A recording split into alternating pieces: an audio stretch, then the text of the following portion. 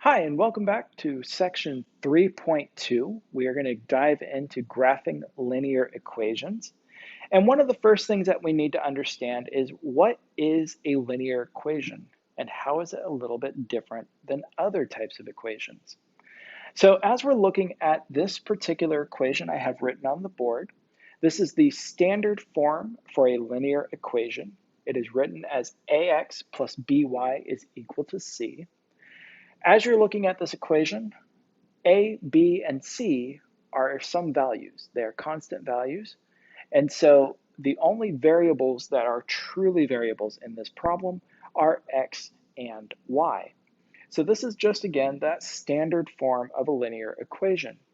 And you should be able to write your linear equation into the standard form. And as you're going through this process, notice that there are no exponents on x or y. There are no radical signs. It's just really just x and y. That's all it is. So let's take a look at our first problem. Sorry, I thought I had my headphone in this ear, and I'm thinking, where did it go? It's actually in this ear. That way you can hear me. Okay. So I have 3x squared minus 2 is equal to 7y. The question is this a linear equation? If not, then why is it not a linear equation?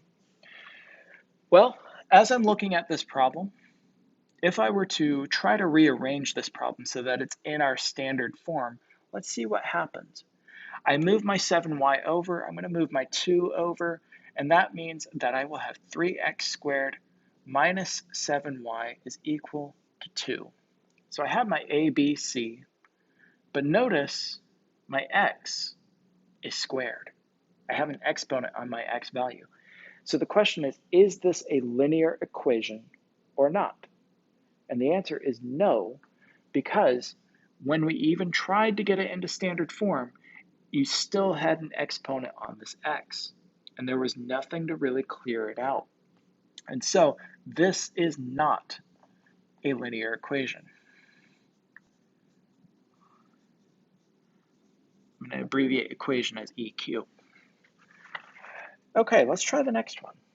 Get my little dividing line out here. I have a 4x is equal to 2y minus 5. Again, is this a linear equation? Let's see if we can get it into standard form. If I were to subtract 2y over, I have 4x minus 2y is equal to a negative 5. So I can see my a, my b, and my c. My x and my y look okay. I don't see any exponents. I don't have any weird signs like a radical sign. So that is a linear equation.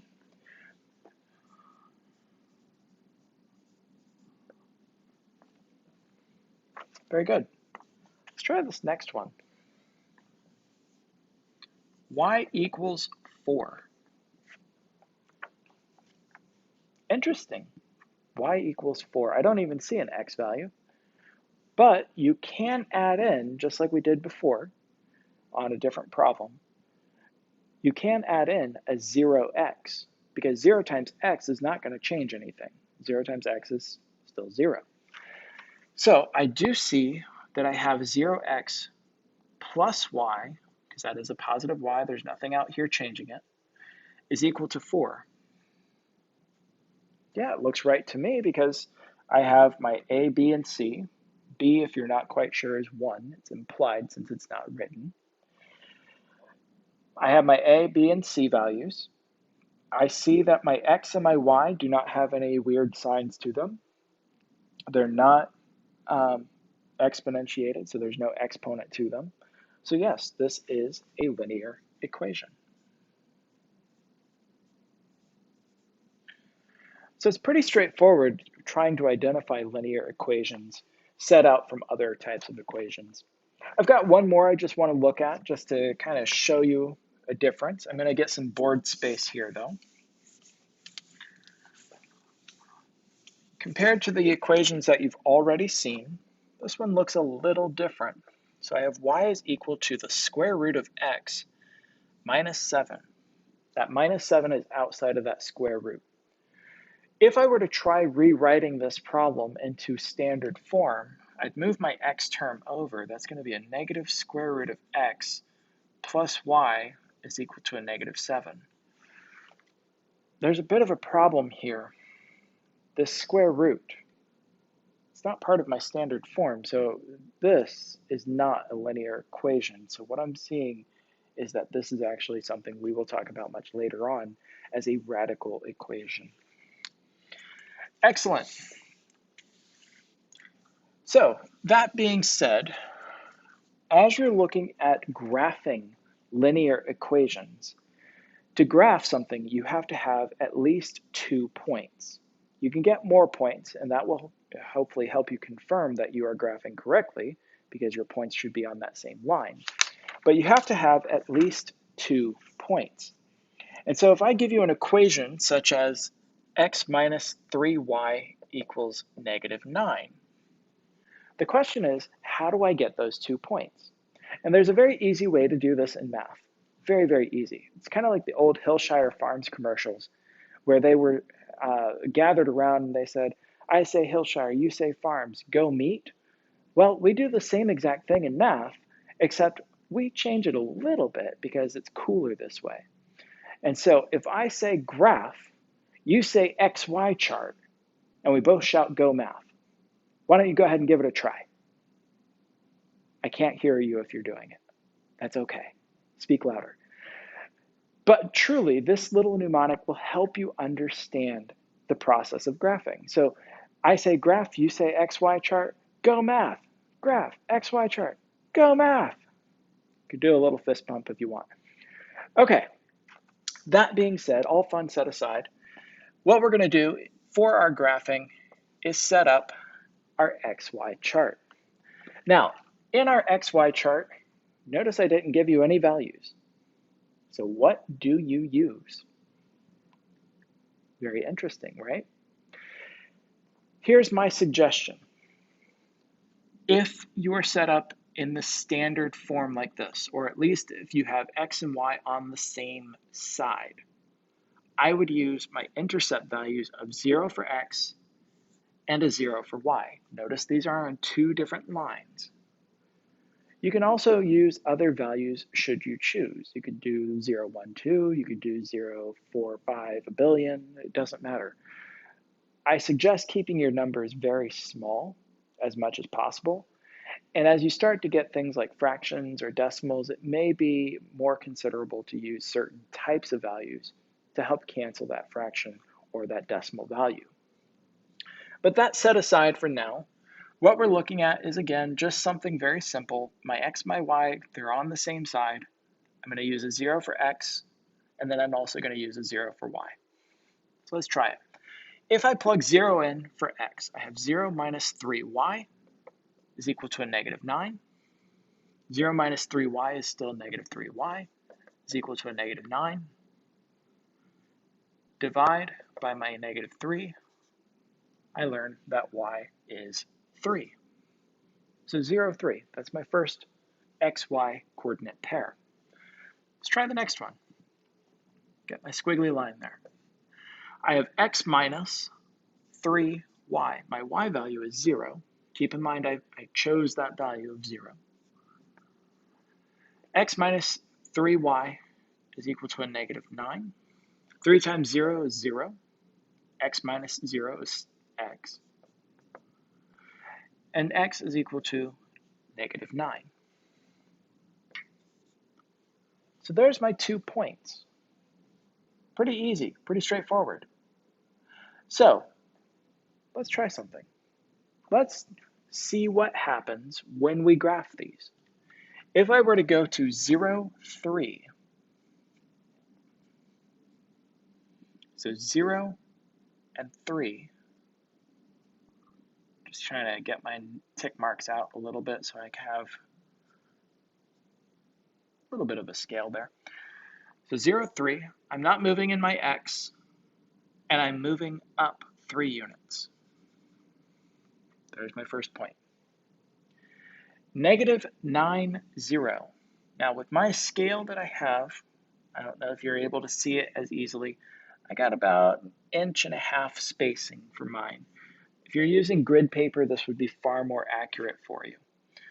But that'd be 4, 5, 6, 7. Ooh, that's 7, 8, 9. Okay, so I'm a little bit bigger on my scale, but that's okay. So -9, 0, I move 9 units to the left, 0 units up. I have my 2 points, and then you would play connect the dots by simply drawing a line, preferably with a ruler. Mine's a yardstick. And you would just simply connect your points, just like so.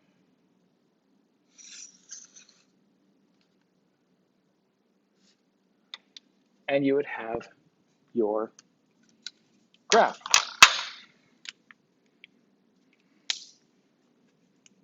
Put some lines on the ends of your arrows here. And you know you're looking at a line for the equation x minus 3y is equal to a -9.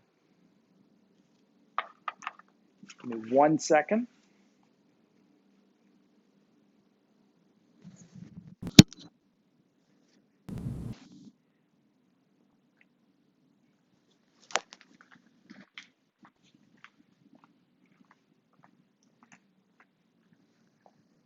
Testing, testing, testing, testing, testing. Okay.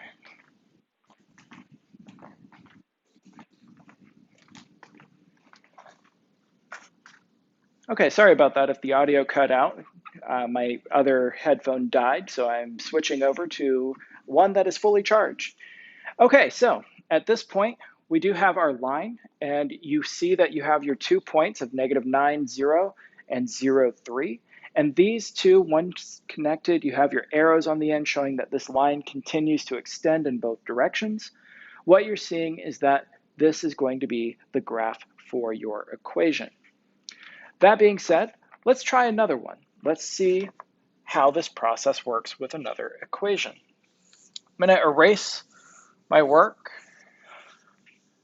and I'm going to carefully erase my graph so that I can keep as much of it as possible.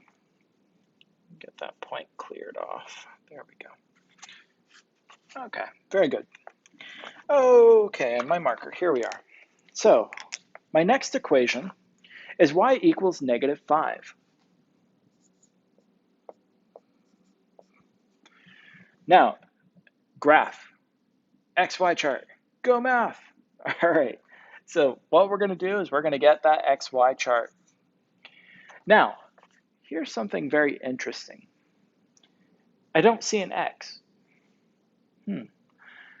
Remember, you can think of this as a 0x plus y equals -5 if it helps you. And so just so that you can see both values of x and y, I would say let's use it for now. So let's try something. If I plug in 0 for x, what happens if I plug in 0 for y? I don't know. Let's find out.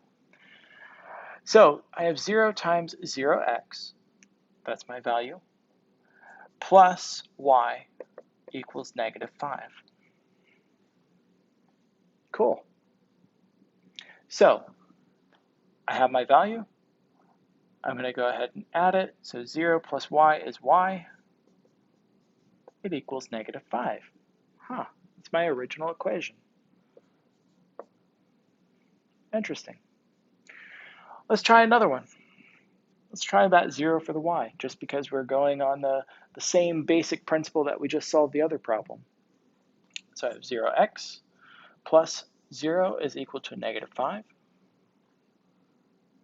0 times x is 0, plus 0 is 0, equals -5.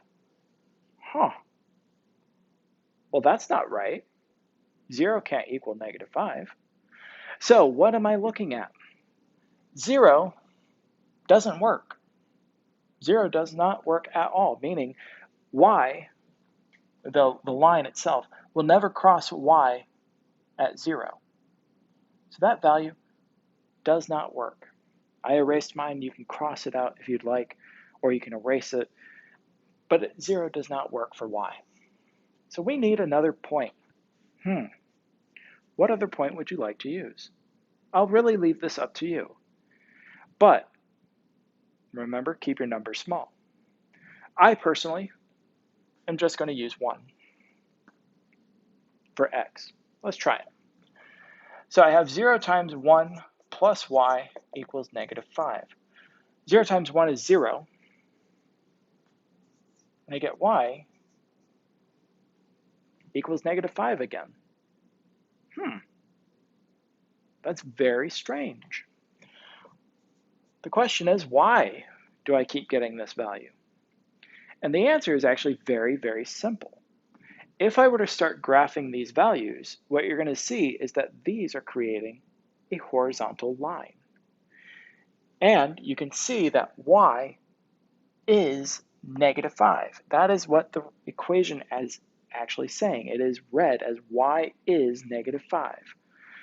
Meaning, it does not matter what you have for x. Y is negative 5.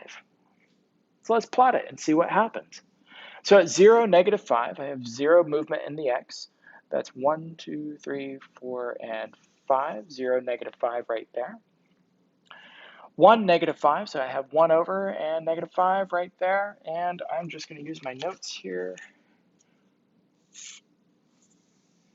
You see that I have a horizontal line crossing through the y-axis at negative 5. Interesting. Now be glad this principle actually works, because this is essentially like the floor of a building. It's that horizontal line. Very interesting though, to see how it is mathematically. Let's try another equation. We're going to do a slight variation to this one. Get my board space back a little bit. And the slight variation, as you can see on your paper, is that the problem we just did was y equals negative 5, but the problem we're going to do now is y equals negative 5x. Now this is the power of a variable. A variable can change. It is by definition variable, right? So it can change in that sense. And so as you're looking at this new equation, if you're graphing XY chart, let's pick some values. What happens if I get 0 for x? Heck, 0 for y. See what happens.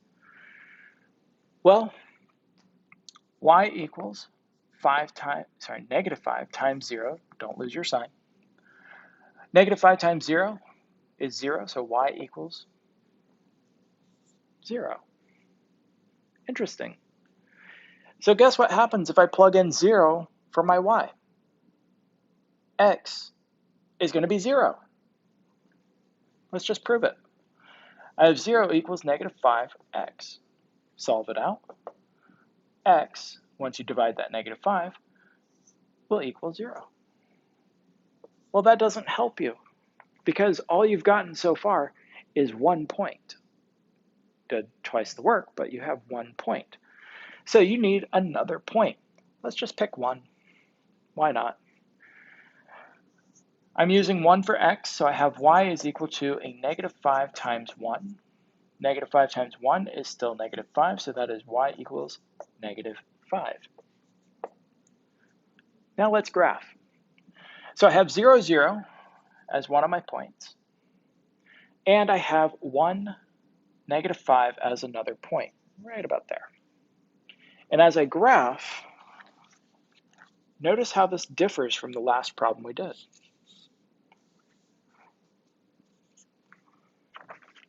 You now have a line that is descending from left to right, and it's descending fairly sharply. Now, as you're looking at this overall concept of graphing, especially between the last two problems, keep in mind that the variables do cause change, and that's the whole point. You may have to use multiple points to be able to find out where these lines are actually graphing, and that's okay. Remember, you need at least 2 points to graph. Let's try another problem. Let's see how we do with this one. Pretty straightforward, I think, but let's get the practice in while we can. And we're going to get this graph a little bit cleaned up. A little more solid right there. Okay. Y equals 10 minus x. I say graph, you say. I can't hear you. XY chart, that's right. Go math. Okay, so we have x, y chart. So we have y equals 10 minus x. Let's just pick some values. I'm going to say 0 and 1. Why not? Because I can, right?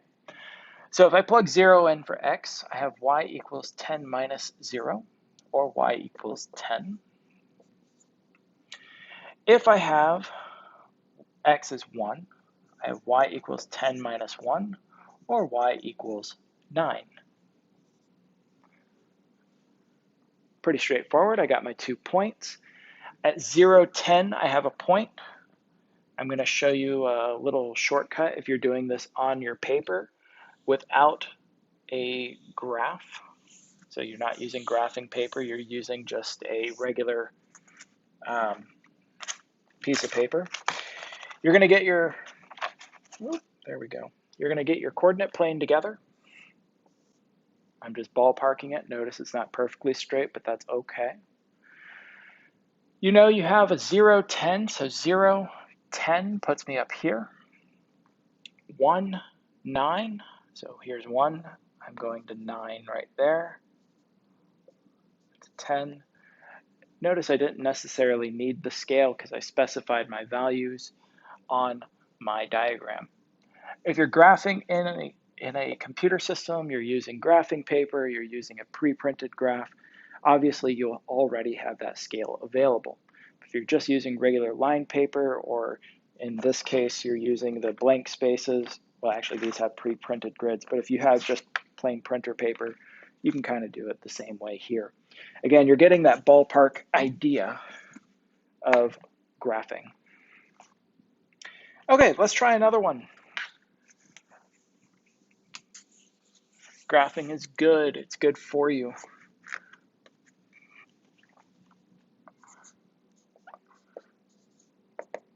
And I don't hear any arguments, so I know you agree with me. Okay, so I have 3x plus y is equal to 7. Let's get my xy chart. We're going to go ahead and start plotting. I'm going to say, let's pick a 0 for x and a 0 for y. And you may be saying, wait a minute, why did you just change that up? My x and my y are on the same side. Why not? So if I have 3 times 0 plus y equals 7, that would be 0 plus y. Y is 7. If I have 3x plus 0, that's my y value, making sure I'm looking at the right line. That gives me a 7 over there. That means I have 3x equals 7, or x is equal to 7/3. Oh, fractions. Darn those fractions, right? It's okay, because in math, there's 2 things that are absolutely guaranteed at some point in your math career. That is fractions and decimals. So here's what we're going to do. This is how we kind of work through that problem. So again, I am going to just get my graph together. If you are working on a no-scale graph such as mine, you just specify your values. That's pretty straightforward. So 0, 7, boom, there's my point. And at 7/3 0, I'm looking at a point right there, 7/3 0. And I just dropped my notes, but that's okay.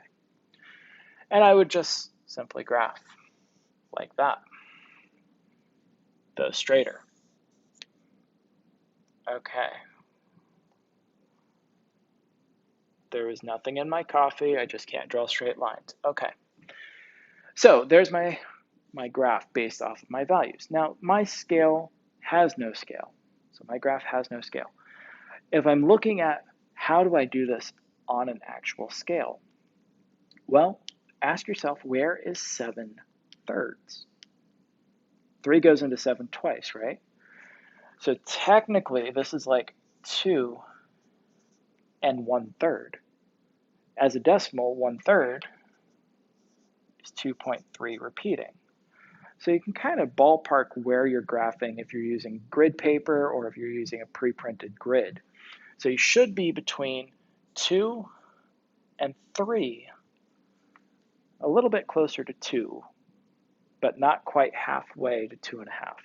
Okay? So that's if you're using a grid paper. What if you're doing this in a computer system, such as your MyMathLab?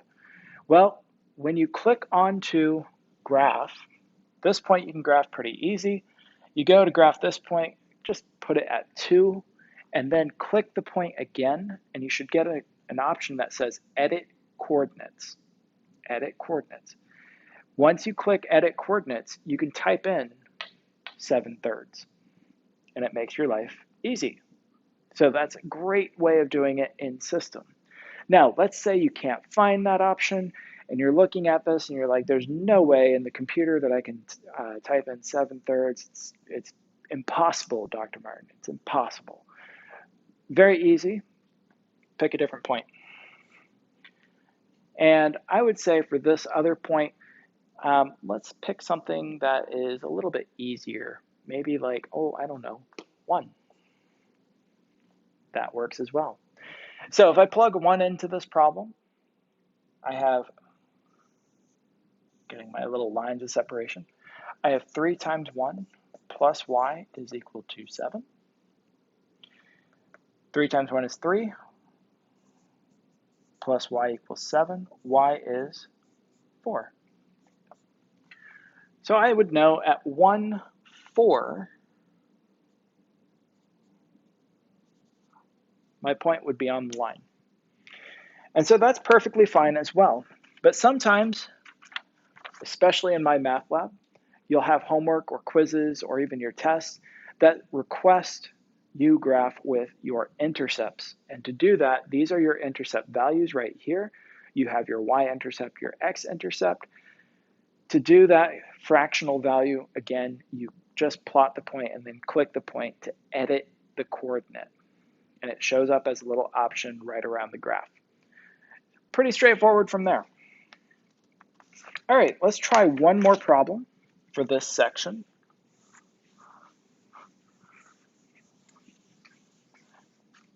And we talked about this type of problem before in a previous lecture. And I promised it would come back, and so here it is. Let me go ahead and get my graph up there. My equation is x equals -8. I say graph, you say XY chart. Absolutely, go math. So we got our XY chart. Now, there's something peculiar here. First and foremost, you don't see a y, so yeah, you could add a 0y into the problem and certainly work through that. But remember what happened when we had the problem earlier? It was y equals -5 in your notes earlier in the video, a couple problems back. What happened when we had that particular problem where y equals -5 is that it read as y is -5. And so you got a horizontal line at -5. Now this particular problem is a little bit different. It says x equals -8. I'm not quite sure why my light just went out, but that's okay. So x equals -8. Well, what does that mean? It means x is -8. That's what it means. It doesn't matter what y is. Y could be anything. So I'm just going to pick any value 0 and 1. What this means is here at -8, I will have a vertical, whoa, I am on the wrong side. Don't drive on the wrong side of the highway, kids. All right, here's my -8. At -8, if I'm looking at -8, 0, if I'm looking at -8, 1, heck, if I had -8, 10, there's my 10. I'm still looking at a vertical line right there. And again, be glad this works because this is just like having a wall inside of a building. It is a vertical wall. You wouldn't want that wall really slanted. That would be a bit of a problem, especially structurally. Okay, guys, this concludes section 3.2 for our lecture. I'm going to continue into section 3.3 momentarily or as soon as you click play. Thank you.